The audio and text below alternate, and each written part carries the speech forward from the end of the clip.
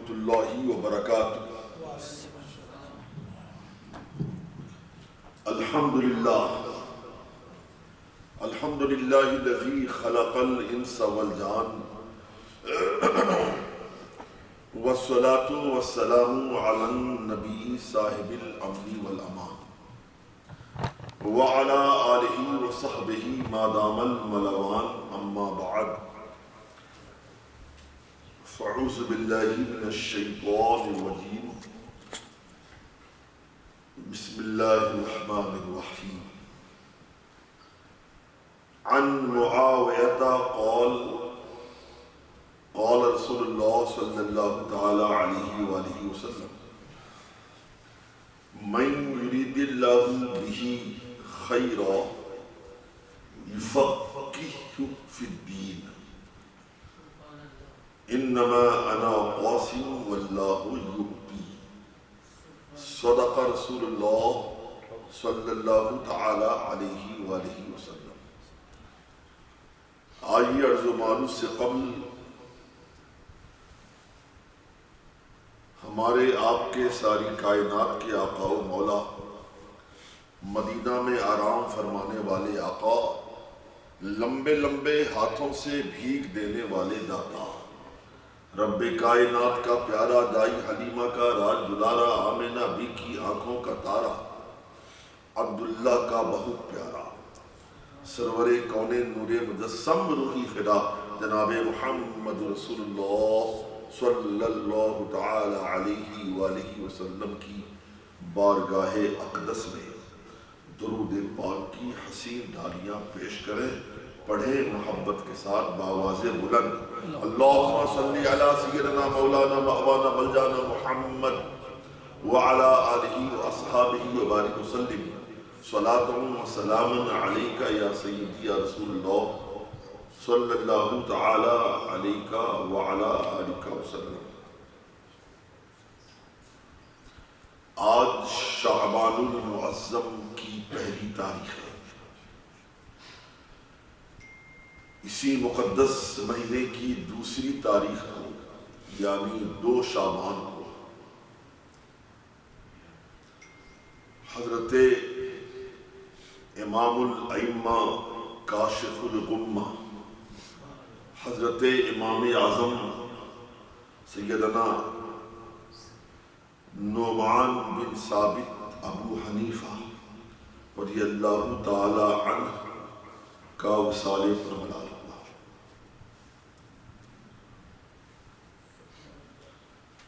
تو چونکہ شب معراج کا پروگرام ابھی ہوا ہے اور پھر شب برات آنے ہی والی ہے، تو لہذا آج کا خطاب مختصر حضرت امام اعظم رضی اللہ تعالیٰ عنہ کی عظمت شان پر ہوگا، اور آج درس کے بعد جو درس مغرب کے بعد ہوتا ہے، بعد درس ہم آپ کی بارگاہ میں ایصال ثواب کریں گے، لہٰذا آپ حضرات کوشش کریں کہ درس میں بھی شامل ہوں تاکہ ایصال ثواب میں بھی آپ کی شرکت و شمولیت ہو جائے۔ میں نے ابھی ایک جملہ لفظ استعمال کیا، امام اعظم کا وصال پر ملال۔ اب دیکھیں 1:17 ہو چکا ہے۔ امام اعظم رضی اللہ تعالیٰ عنہ کی حیات طیبہ قطعی طور پہ کتابچہ نہیں ہے کہ ہم آدھ گھنٹے میں 20 منٹ بیان کرتے ہیں۔ آپ کی پاکیزہ زندگی کا ایک ایک گوشہ یقین جانیے ایک بحر ناپیدا کنار سے کم نہیں ہے۔ اور امام اعظم کی خصوصیت یہ ہے، اگر آپ ان کی سوانح حیات کا مطالعہ کریں گے، آپ کو قدم قدم پر ورق ورق نہیں، صفحہ صفحہ نہیں، سطر سطر نہیں، لفظ لفظ آپ کو ایک انوکھا پن محسوس ہوگا، جسے ہم آرنامنٹل لینگویج میں کہتے ہیں، انفرادیت نظر آئے گی، جداگانہ انداز نظر آئے گا، یہ خصوصیت نظر آئے گی۔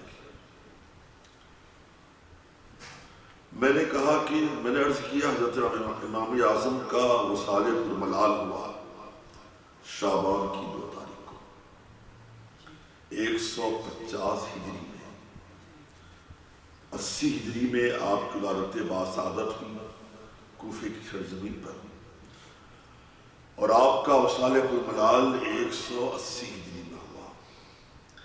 میں نے وصال پرملال کہا ہے اس لیے پرملال کہا کہ تاریخ کے اوراق شاہد ہیں آپ کا جب وصال ہو گیا، تدفین عمل میں آ گئی، جب آپ کو سپرد خاک کر دیا گیا، 3 دن 3 رات تک متواتر آپ کی قبر انور سے آواز آتی رہی۔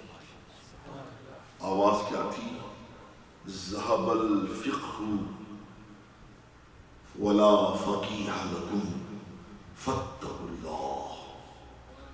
علم فقہ چلا گیا، علم فقہ چلا گیا، ولا فلا فقیہ لکم، اب تمہارا کوئی فقیہ نہیں رہا، فاتقوا اللہ، بس تم اللہ سے ڈرو۔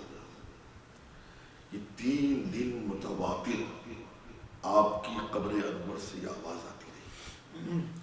اس سے پہلے کہ حضرت والا کے عظمت شان پر میں کچھ گوشے پیش کروں، چل اشعار پر سماعت کر لیں آپ کی شان میں۔ عرض کیا ہے نائب حیدر کرار امام اعظم، نائب حیدر کرار امام اعظم، علم و حکمت کے ہیں گلزار امام اعظم، علم و حکمت کے ہیں گلزار امام اعظم۔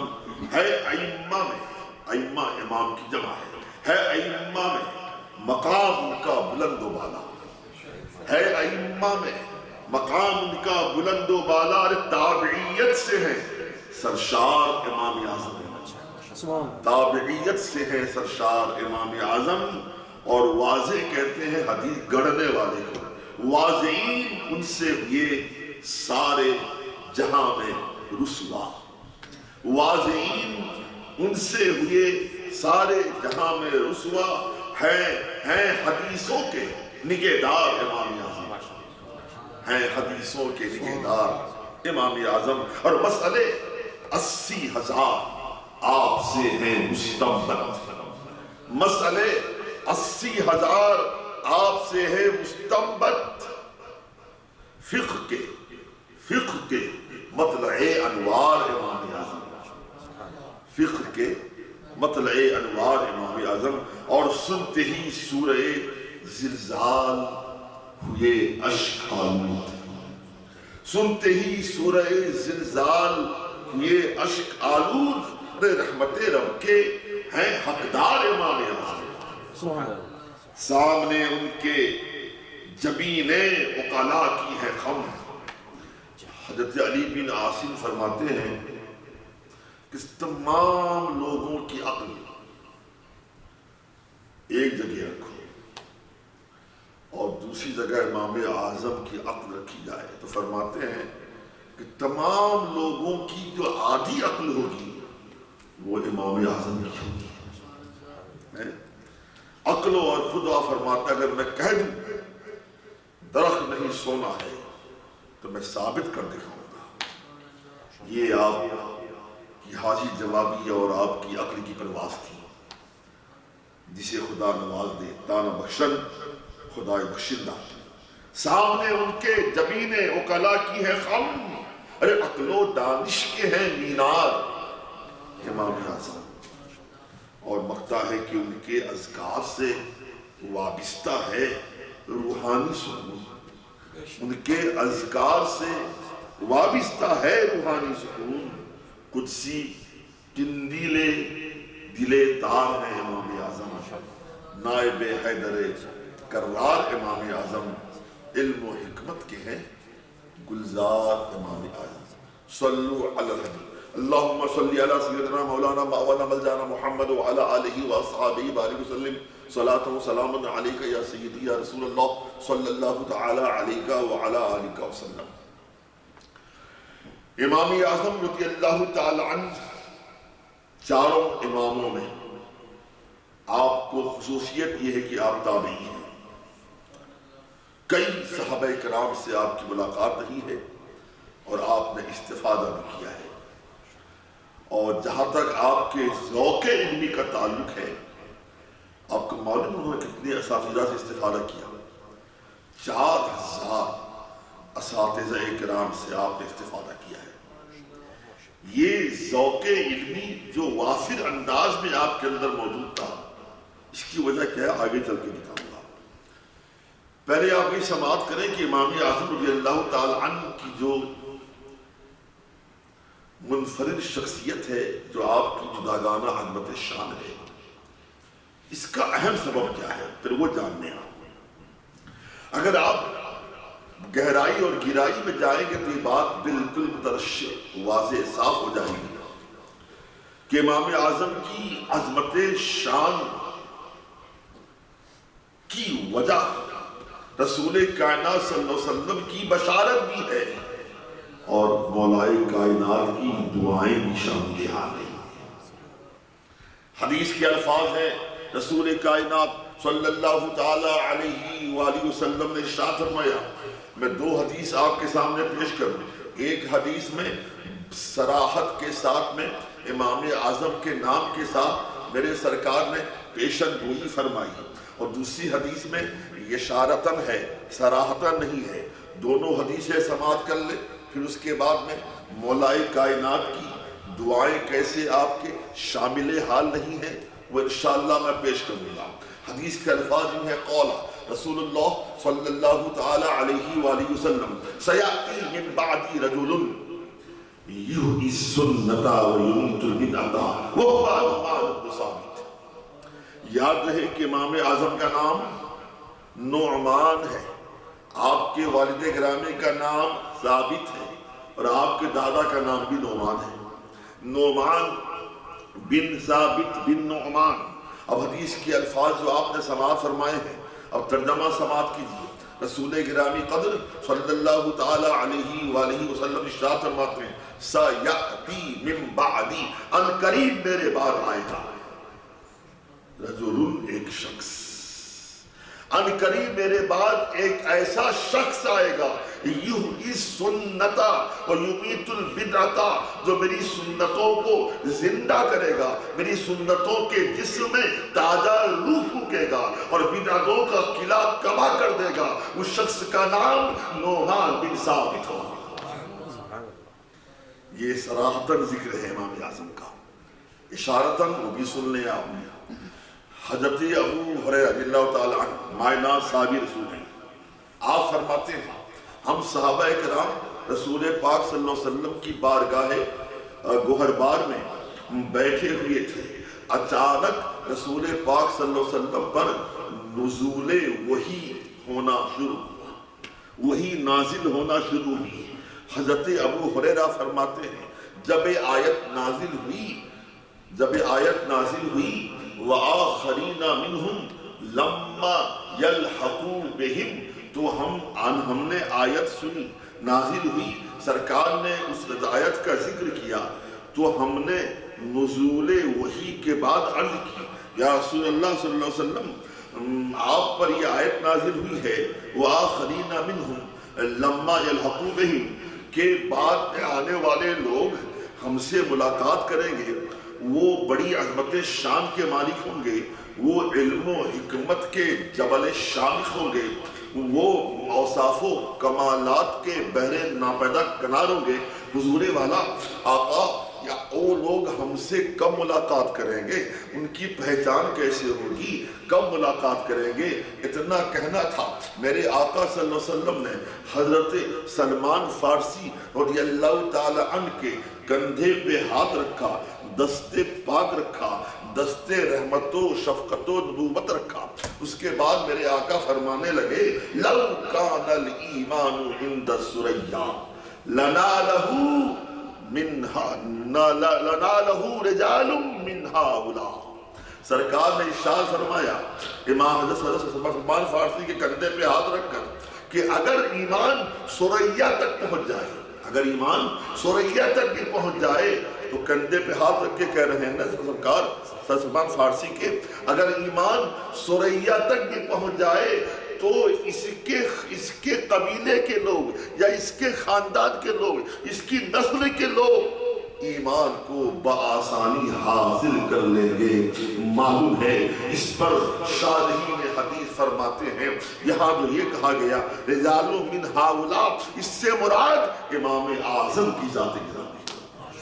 تو معلوم کیا ہوا، رسول کائنات صلی اللہ علیہ وسلم نے امام اعظم کی آمد کے سالہ سال قبل 80 ہجری میں آپ کی ولادت باسعادت ہوئی ہے۔ برسوں قبل، سالہ سال قبل نبی پاک صلی اللہ علیہ وسلم نے فقط پیشن گوئی نہیں فرمائی تھی آپ کی آمد کی، بلکہ یہ بھی فرما دیا تھا کہ آنے والا نعمان ابن ثابت کتنا بڑا صاحب ایمان ہوگا اور کتنا بڑا علم و حکمت کا تاجدار ہوگا۔ بات سمجھ شریف میں آ رہی ہے۔ دوسرا میرا دعویٰ کہ حضرت مولا کائنات کو کی دعاؤں کا بھی خاصا دخل ہے امام اعظم کی عظمت شان پر۔ وہ کیسے؟ آئیے تاریخ کے اوراق شاہد ہیں۔ حضرت نعمان یعنی حضرت امام اعظم کے دادا مولا کائنات رضی اللہ تعالی عنہ کی بارگاہ میں حاضر ہوئے، اور حاضر ہونے کے کیسے حاضر ہوئے؟ تنہا نہیں حاضر ہوئے، امام اعظم کے والد گرامی حضرت ثابت کو اپنی گود میں لے کر مولا کائنات کی بارگاہ میں حاضر ہوئے اور عرض گزار ہوئے، مولا کائنات کی بارگاہ میں حضور والا بچے کو لایا ہوں، آپ اس کے دعا کر دیں، آپ اس کے لیے دعائیں کر دیں۔ معلوم ہے باب العلم مولا کائنات نے دعاؤں میں کیا فرمایا تھا؟ فرمایا سن نعمان، یہ تیرا بیٹا ثابت ہے، میری پیشن گوئی یاد رکھنا، تیرے بیٹے کا ایک ایسا بیٹا ہوگا جو پوری دنیا کے اندر میں نبی پاک صلی اللہ علیہ وسلم کی سنتوں کو عام و تام کر دے گا۔ سبحان اللہ۔ تو نبی پاک صلی اللہ علیہ وسلم کی بشارتیں بھی آپ کی عظمت شان میں شامل ہیں، اور مولا کائنات کی دعاؤں کا بھی خاصا دخل ہے۔ اب ذرا آئیے اہل بیت کی بات آ گئی، مولا کائنات کی بات آ گئی۔ حضرت امام جعفر صادق رضی اللہ تعالی عنہ کو کون نہیں جانتا ہے؟ حضرت امام جعفر صادق حج کا مہینہ ہے، محو طواف ہے، معلوم ہے خانہ کعبہ کے اندر میرے امام اعظم بھی حج کے لیے پہنچے ہوئے ہیں۔ امام اعظم پر جو ہی نظر امام جعفر صادق کی پڑی، امام جعفر صادق والہانہ انداز میں تشریف لائے، امام اعظم کو سینے سے لگا لیا اور بڑی دعاؤں سے نوازا۔ جب یہ منظر دیکھا آپ کے خادموں نے، خدام میں سے ایک خادم نے امام اعظم کے جانے کے بعد کہنے لگا، حضور والا اے امام جعفر صادق ذرا یہ تو بتائیے، میں نے اس انسان کو پہلی بار دیکھا اور آپ ہیں کہ بڑے والہانہ انداز میں اسے معانقہ کیا، مصافحہ کیا، بڑی دعائیں دی، حضور والا اس کے پیچھے راز کیا ہے؟ وہ کون بندہ تھا؟ اس کی شخصیت کی اوصاف و کمالات کیا ہیں؟ اس میں کون سی انفرادیت و خصوصیت ہے؟ امام جعفر صادق فرمانے لگے، اللہ کے بندے سن، یہ کوئی معمولی بندہ نہیں تھا، یہ نعمان ابن ثابت ابو حنیفہ ہے جو فقہ کا تاجدار ہے، جو فقہ کا تاجدار ہے۔ حضرت امام اعظم رضی اللہ تعالی عنہ کے بارے میں حضرت احیاء بن معاذ رازی رضی اللہ تعالی عنہ فرماتے ہیں کہ ایک بار ایسا ہوا، میری تقدیر کا ستارہ مسکرا اٹھا، میری قسمت منور و مجلہ ہو گئی، میں نے عالم رؤیا میں یعنی خواب کی عالم میں سرور کائنات صلی اللہ علیہ وسلم کے دیدار سے شرف یاب ہوا۔ تو میں نے آقا کریم صلی اللہ علیہ وسلم کی بارگاہ میں عرض کی، یا رسول اللہ صلی اللہ تعالی علیہ وآلہ وسلم، حضور ہم آپ کو کہاں ڈھونڈیں، ہم آپ کو کہاں تلاش کریں، ہم آپ کو کہاں پائیں گے؟ معلوم ہے میرے سرکار نے کیا جواب مرحمت فرمایا تھا؟ میرے آقا نے فرمایا، سن احیاء بن معاذ رازی، اگر مجھے ڈھونڈنا چاہتا ہے تو میں کہاں ملوں گا؟ عند علم ابی حنیفہ، ابو حنیفہ کے علم کے نزدیک تو مجھے پالے گا۔ سبحان اللہ، سبحان اللہ۔ جس کے علم کی تعریف و توصیف و مدح و ثنا رسول کائنات جو مدینۃ العلم ہے وہ علم کی تعریف کرے، تو مجھے بتاؤ میرے امام اعظم کس قدر علوم و فنون کے تاجدار ہیں، کس قدر، اس کا اندازہ کون لگا سکتا ہے؟ حضرت امام اعظم رضی اللہ تعالی عنہ کے بارے میں وہ لوگ جو امام کو نہیں مانتے، تقلید امام کے قائل نہیں ہیں، اپنے آپ کو اہل حدیث کہتے ہیں. آپ سن لیں، غور سے سن لیں، یہ ساری باتیں بھی بتانے کی ضرورت ہے تاکہ آپ کے ذہن سے گرد و غبار بھی نکل جائے اور آپ کے ذہن کا دروازہ بالکل منور ہو جائے.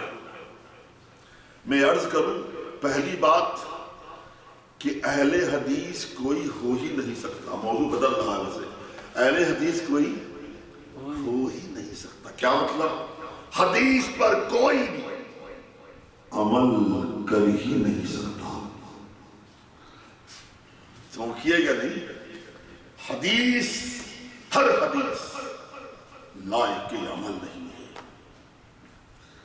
لائق عمل، لائق اتباع حدیث نہیں، سنت ہوتی ہے، سنت حدیث نہیں. سبحان اللہ. وہ کیسے؟ ذرا میں آپ کے ذہن کو صاف کر دوں. دیکھیں، حدیث، پہلی بات تو یہ ہے کہ حدیث، ہر حدیث قابل عمل اس لیے نہیں ہے کہ حدیث کہتے کسے ہیں؟ رسول کائنات صلی اللہ علیہ وسلم کے افعال کو، اقوال کو، آپ کی تقریرات کو، یعنی خاموشی کو، سکوت کو حدیث کہتے ہیں. جہاں تک میرے آقا صلی اللہ علیہ وسلم کے اقوال و افعال کا معاملہ ہے، آپ کو معلوم ہے کچھ حدیثیں ایسی ہیں، سرکار کچھ ایسے افعال ہیں جو سرکار کے لیے خاص ہیں. وہ بھی تو حدیثی ہے نا.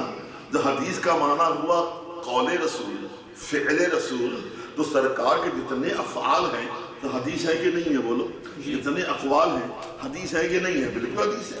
اب سرکار کچھ ایسے افعال ہیں جو سرکار کے لیے مخصوص ہے، امتی کے لیے اس پر عمل کرنا قطعی طور پہ جائز نہیں، بلکہ کہیں حرام بھی آ جائے گا. ایک مثال دوں میں آپ کے سامنے. میرے آقا صلی اللہ علیہ وسلم، حدیث بخاری شریف ہے، میرے آقا حضرت امامہ، امامہ کون ہیں؟ یہ حضرت بی بی زینب کی شہزادی ہیں جو سرکار کی نواسی ہیں، حضرت امامہ. میرے آقا صلی اللہ علیہ وسلم اپنی نواسی حضرت امامہ کو کندھے پہ بٹھا کر نمازیں ادا کرتے تھے. سرکار کا بولو فعل ہے کہ نہیں ہے؟ یہ حدیث ہے کہ نہیں؟ حدیث ہے نا، فعل رسول ہے نا. اور کوئی بندہ اپنے نواسے کو یا اپنی نواسی کو، اپنے بیٹے کو، اپنی بیٹی کو، اپنے بچے بچی کو کندھے بٹھا کے نماز پڑھے گا، نماز ہوگی؟ نہیں ہوگی. یہ بھی آپ جانتے ہیں میرے آقا صلی اللہ علیہ وسلم حالت سجدہ میں ہیں، آپ کی پشت مقدس میں امام عالی مقام بچے تھے، آ کر بیٹھ گئے. حدیث بڑی مشہور ہے، میرے سرکار نے 72 مرتبہ تک تسبیح سجدہ پڑھی. آپ نے اس وقت تک آپ سجدے کی تسبیح پڑھتے رہے جب تک کہ امام عالی مقام پشت انور سے گزر نہیں ہے. تو محترم، آپ بھی نماز پڑھتے رہو، آپ کی پیٹھ میں آپ کا نواسا آ جائے یا بچہ آ جائے، کیا سجدہ لمبا کر سکتے ہو؟ 7 تسبیح سے زیادہ سجدہ لمبا کرو گے تو نماز تمہیں دہرانا پڑے گی، نماز تمہاری فاسد ہو جائے گی. اس سرکار کا بولو فعل ہے کہ نہیں ہے؟ مگر عمل نہیں کر سکتے. تو میرا دعویٰ صحیح ہوا نا، ہر حدیث قابل عمل نہیں ہے. اچھا چلے یہ سب بات چھوڑ دیں. بہت ساری مثالیں بھی میرے آقا صلی اللہ علیہ وسلم نے 11 نکاح فرمائے ہیں نا. ہماری 11 مائیں ہیں. وقت ہوتا ہے میں نام بھی بتا دیتا، اب ٹائم وقت ہے. میرے سرکار کی 11 ازواج مطہرات، ہماری 11 مائیں ہیں. ٹھیک ہے، 11 سرکار کی ازواج مطہرات ہیں. یہ سرکار کا فعل ہے کہ نہیں ہے؟ عمل ہے نا، فعل سرکار کا ہے نا. تو فعل رسول کو حدیث کہتے نہیں کہتے؟ کہتے ہیں. اور کوئی مسلمان یہ کہے نبی پاک صلی اللہ علیہ وسلم کا فعل یہ ہے، ان کی حدیث یہ ہے کہ آپ نے 11 نکاح فرمائے ہیں، چلو ہم بیک وقت 5 بیویاں رکھتے ہیں، کیا اس کے لیے جائز ہوگا؟ سوال نہیں پیدا ہوتا ہے. سرکار کے لیے مباح ہے، مگر ہمارے لیے 4 سے زیادہ جائز نہیں ہے. اب بولو حدیث تو ہے مگر عمل نہیں کر سکتے ہو. اس لیے میں نے کہا تھا ہر حدیث قابل عمل نہیں. یہ سب بات چھوڑیں، اب مصطفیٰ صلی اللہ علیہ وسلم کے قول کی بات لے لیں. معلوم ہے میرے نبی کلمہ کیا پڑھتے تھے؟ لا الہ الا اللہ انی رسول اللہ، نہیں کوئی معبود سوائے اللہ کے، بے شک میں اللہ کا رسول ہوں۔ رسول کا قول ہے کہ نہیں؟ بولو قول ہے نا۔ رسول کے قول کو حدیث کہتے ہیں کہ نہیں کہتے ہیں؟ اگر کوئی امتی، کوئی بندہ یوں اگر کلمہ پڑھتا ہے، مجھے بتاؤ، پڑھتے ہی اسلام سے پیدل ہو جائے گا، ایمان سے خارج ہو جائے گا۔ اس لیے میں نے کہا تھا کوئی اپنے آپ کو حدیث کہتا ہے، غلط کہتا ہے، حدیث پہ کوئی بھی عمل کر نہیں سکتا۔ اور پھر تیسری بات یہ ہے، کوئی حدیثیں وہ ہوتی ہیں جو ناسخ ہوتی ہیں، کوئی حدیثیں منسوخ ہوتی ہیں، وہ حدیثیں متواتر ہیں، مشہور ہیں، عزیز ہیں، غریب ہیں، مختلف اقسام کی حدیثیں ہیں۔ پر جہاں ناسخ و منسوخ کا معاملہ ہے، جو حدیث منسوخ ہو گئی وہ حدیث ہے کہ نہیں؟ بولو ہے تو حدیث، مگر اس پہ عمل نہیں کیا جائے گا۔ اور پھر چوتھی بات یہ ہے، بات پہ بات بنتی جا رہی ہے، کبھی کبھی ایسا ہوتا ہے سرکار کے قول و فعل میں تعارض پیدا ہو جاتا ہے، سرکار کا قول کچھ اور ہے، فعل کچھ اور ہے، تو ایسی صورت میں دونوں حدیث ہیں، قول رسول بھی حدیث ہے، فعل مصطفیٰ بھی حدیث ہے، قول و فعل میں تعارض ہو جائے تو ایسے وقت میں یعملو علی قول النبی لا علی فعل النبی، تو ایسی صورت میں عمل سرکار کے قول پہ ہوگا، فعل پر نہیں ہوگا۔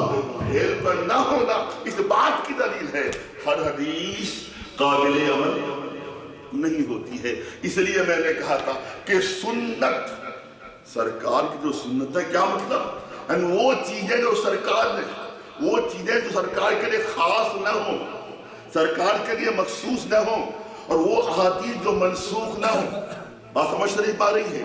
وہ حدیثیں سرکار کے لیے بولو خاص نہ ہوں یا منسوخ نہ ہو، اسے سنت کہا جاتا ہے۔ اس لیے ہم اپنے آپ کو اہل سنت کہتے ہیں، ہم نبی پاک صلی اللہ علیہ وسلم کی سنتوں پہ عمل کر رہے ہیں۔ تو اپنے آپ کو اہل حدیث کہتا ہے، جھوٹ کہتا ہے، غلط کہتا ہے، اس کا دعویٰ خام ہے۔ سبحان اللہ، سبحان اللہ۔ اور پانچویں بات یہ رہی، اپنے آپ کو اہل حدیث کہنے والوں، سرکار کے منبر پہ بیٹھ کے عرض کر رہا ہوں بڑی ذمہ داری کے ساتھ میں، تم میرے سامنے آؤ، نماز تو بہت دور کی بات ہے، صرف تم تکبیر تحریمہ کر کے بتا دو حدیث کے آئینے میں خود تمہارے کہنے پہ اہل حدیث ہو جاؤں۔ تم فقط تکبیر تحریمہ کیوں بول رہا ہوں؟ سننا۔ دیکھیں امام اعظم کے ہاں کہاں پہ ہاتھ باندھنا ہے؟ ناف کے نیچے۔ امام اعظم کا ذکر بھی چل رہا ہے تو ذرا اس کی میں حکمت 2 سیکنڈ بیان کرتا ہوں۔ حدیث پاک کہتی ہے کہ نفس یہاں پہ ہوتا ہے، ناف کے نیچے، اور وہ نفس جو ہے اپنے اثرات مرتب کرتا ہوا یہاں تک پہنچتا ہے۔ تو امام شافعی کا مذہب کیا ہے؟ ہاتھ ناف کے اوپر باندھو، جہاں نفس آتا ہے وسوسہ ڈالنے کے لیے بہکاوا بند کر دو، اسے آگے بڑھنا، دل یہاں ہے نا، دل تک نہ پہنچ سکے، دماغ تک نہ پہنچ سکے۔ اور میرے امام کہے نہیں، ہاتھ ناف کے نیچے باندھو، جہاں پر ہے اس کی